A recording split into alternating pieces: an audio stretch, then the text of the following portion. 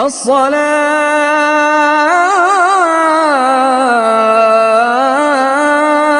خير من النوم.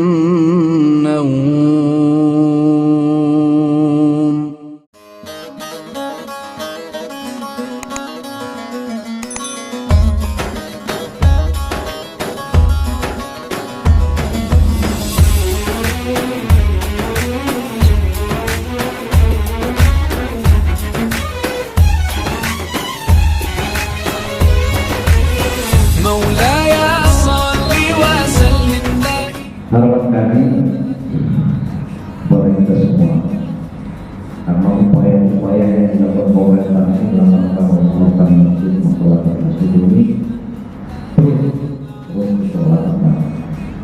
Yang pertama, kami di periode kedua kita diamanahkan lagi bersama. Jadi kami buat peraturan wali kota perwali terkait dengan sholat subuh yang melibatkan seluruh pejabat pemerintah Kota Palembang ini ikut menjadi penggerak sholat subuh berjamaah di masjid dan mushola yang masing-masing di sekitar ayat masyarakat.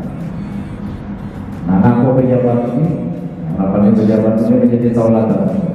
Kemudian kalau dia subuh di tengah-tengah masyarakat, jelas pejabat yang harus kita tauladan.